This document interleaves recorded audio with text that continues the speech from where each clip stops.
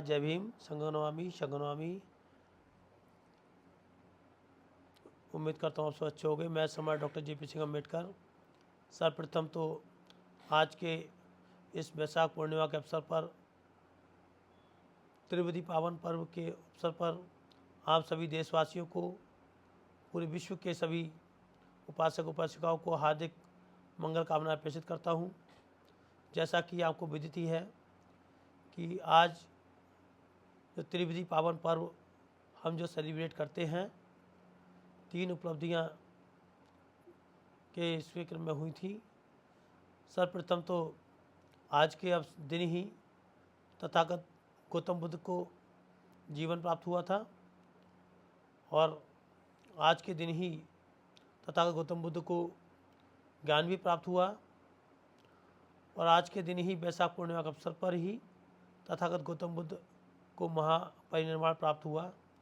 इसलिए आज इस उपलक्ष्य में इसको त्रिवेदी पावन पर्व के रूप में पूरा देश ही नहीं विश्व में मनाया जाता है। दोस्तों, तथागत बुद्ध के जो विचार थे बहुत ही आदर्श थे, साइंटिफिक थे, अनुसरण करने योग्य थे। तथागत बुद्ध ने एक ऐसा मार्ग दिया, करुणा, समता, स्वतंत्रता, बंधुता और न्याय का मार्ग, बिना किसी को नुकसान पहुंचाने का मार्ग, सबको एक समान दृष्टि से देखने का मार्ग। उन्होंने जाना कि व्यक्ति सब एक समान है, कोई ऊंच नीच नहीं है। कर्म को प्रधानता दी, आडंबर कर्म कांड से दूर रहने की बात कही। उन्होंने 3 शरण हमको बताई, 4 आर्य सत्य बताए, 5 हमें सील दिए, एक जो सामान्य सामाजिक प्राणी के लिए। इसके अलावा 8 अष्टांगिक मार्ग बताए।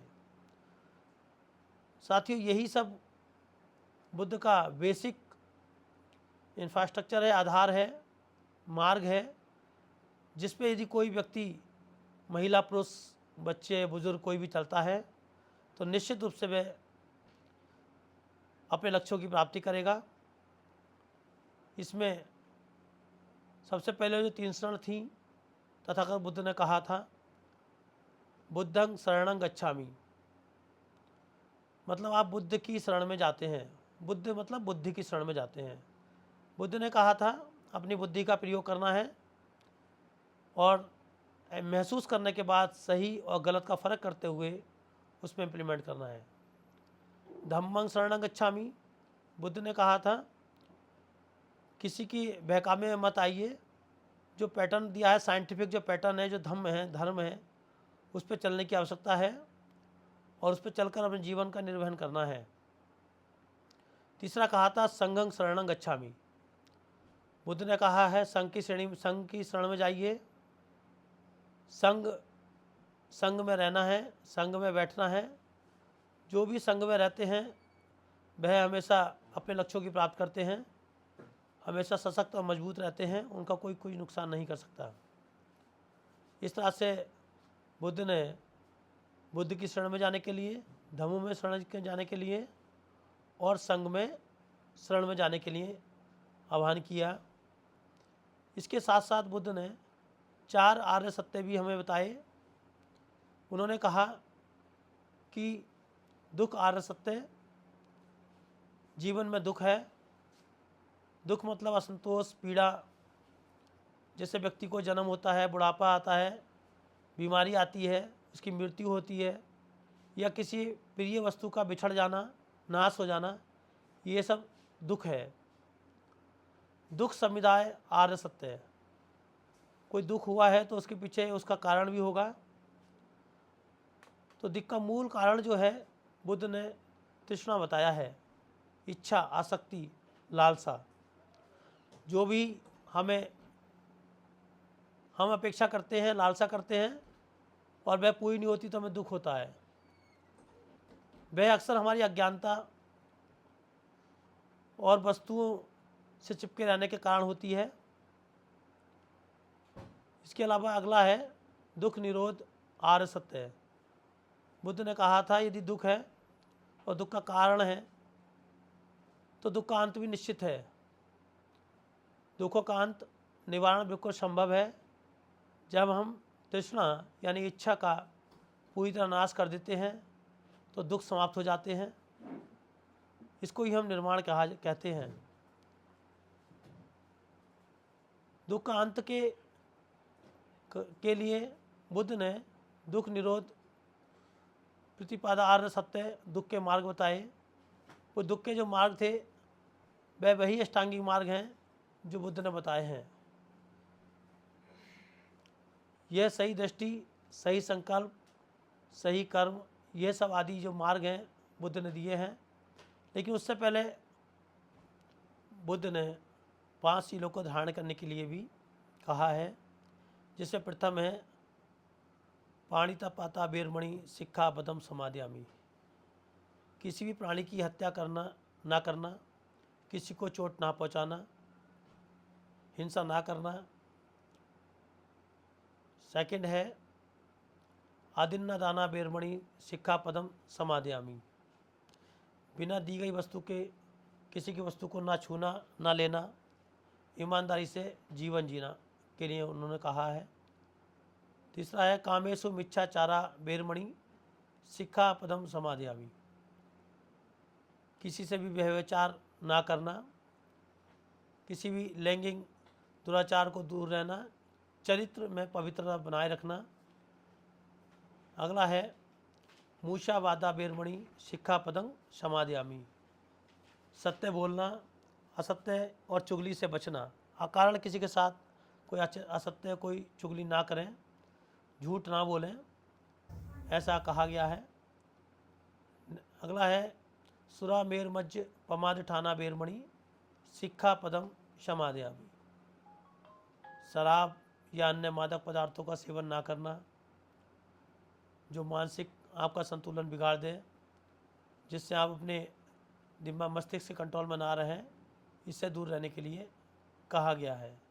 इस तरह से बुद्ध ने ये 5 शील दिए हैं। अक्सर हम 5 शीलों को रिपीट भी करते हैं। जब हम बुद्ध वंदना करते हैं तो 5 शीलों को ही हम उच्चारण करते हैं, लेकिन हम उसको जीवन में नहीं उतारते। जबकि कोई भी चीज़ का जब तक कितने भी अच्छा साधन क्यों ना हो, जब तक उसका हम प्रयोग ना करें उसका असली लाभ नहीं मिलता। इसलिए यदि सच्चे में आपको लाभ चाहिए तो इसको जीवन में उतारना ही पड़ेगा। इसलिए बुद्ध के जो ये 5 शील हैं ये हथियार है।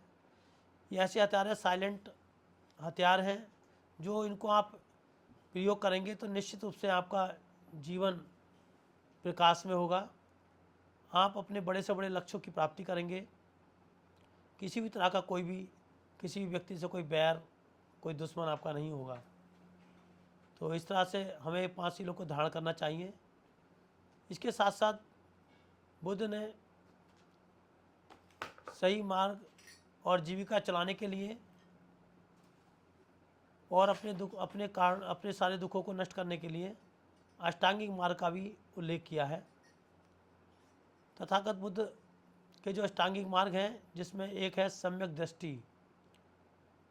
हमें जो 4 आर्य सत्य बताए गए थे और जो 5 शील बताए गए हैं, उनको प्रति हमें एक सम्यक दृष्टि होनी चाहिए, अच्छी दृष्टि रखनी चाहिए। कुछ भी गलत देखने से बचना चाहिए और अच्छा देखें। अच्छी सोच के साथ जब देखेंगे तो आपको अच्छा ही दिखाई देगा। नेक्स्ट है सम्यक संकल्प। मानसिक रूप से काम, द्वेष और हिंसा से मुक्त होकर राग और द्वेष रहित रहने का दृढ़ निश्चय करना। इस तरह से जब हम संकल्प लेते हैं तो हम अपने लक्ष्यों की प्राप्ति अनिवार्य रूप से करते हैं। नेक्स्ट है सम्यक वाणी। जब झूठ, चुगली, कठोर वचनों और व्यर्थों से बातों को त्याग कर सत्य और मधुरता से हम बोलते हैं, सम्यक वाणी रखते हैं, तो निश्चित रूप से हमारा कोई दुश्मन नहीं बनता और हम सबके लोकप्रिय बनते हैं। इसलिए हमें सम्यक वाणी का प्रयोग करना चाहिए। अगला है दोस्तों सम्यक कर्म।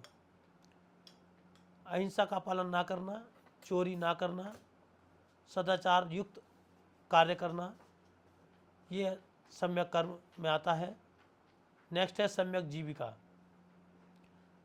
अनैतिकता और नुकसानदेह कार्यों से बचना, जैसे हथियारें, नशीली वस्तुओं आदि से में ऐसा कोई भी व्यापार या बिजनेस ना करें जिससे हमारे देश को, हमारे समाज के लोगों को नुकसान पहुँचे।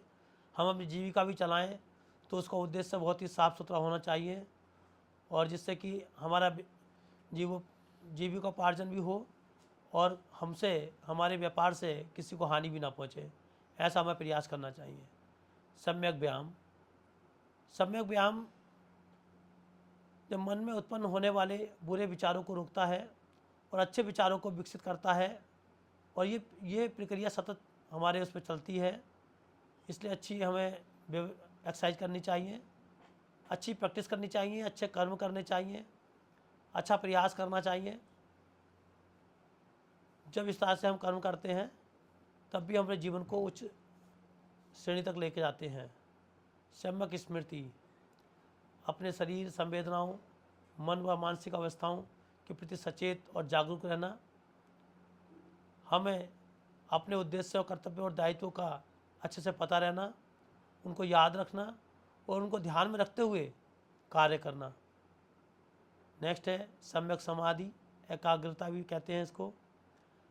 मन को एकाग्र करना और ध्यान से के माध्यम से परम शांति निवारण को प्राप्त करना, जैसे कि बुद्ध ने कहा था, बुद्धं शरणं गच्छामि, धम्मं शरणं गच्छामि, संघं शरणं गच्छामि। तो दोस्तों, इस तरह से हमने आज तथागत बुद्ध के 3 शरण, 4 आर्य सत्य, पंचशील और अष्टांगिक मार्ग को बताने का काम किया है। उम्मीद करता हूँ आज के इस बुद्ध पूर्णिमा के पावन अवसर पर आपको हार्दिक बधाई देते हुए ऐसा अपेक्षा करता हूँ कि आप अपने जीवन में अक्षरशः इनका पालन करेंगे और अपनी करनी और कथनी में अंतर ना करते हुए तथागत बुद्ध के ये प्रज्ञाशील, करुणा, सत्य, मैत्री, प्रेम, विश्व शांति, प्रबुद्ध और मानव कल्याण के इस संदेश को समाज में प्रेषित करने का काम करेंगे, समाज को प्रसारित करने का काम करेंगे और बुद्ध की शिक्षाएं देश नहीं संपूर्ण विश्व में फैलाने का काम करेंगे। अपने जीवन में इसको आत्मसात करने का काम करेंगे। इसी मार्ग से ही संपूर्ण विश्व के शांति और प्रभुत्व मार्ग प्रशस्त होगा। अतः मैं बुद्ध की इन बेसिक शिक्षाओं के साथ अभी सभी साथियों से ये अपील करूंगा कि बुद्ध ने सबसे ज़्यादा जो फोकस किया था वह किया था अप्पा दीपो भव, अपना दीपक स्वयं जलाएं। इसलिए अपना प्रकाश स्वयं बनिए, अपने ऊपर काम करिए, अपने को जानिए, पहचानिए, अपने को शुद्ध करिए, अपने अंदर पंचशील धारण करिए, अपने को अष्टांगिक मार्ग पर चलाइए। आपका निश्चित रूप से कल्याण होगा और आपका स्वयं का कल्याण होगा, आपके परिवार का कल्याण होगा, आपके इस प्रदेश का कल्याण होगा और संपूर्ण विश्व का कल्याण होगा।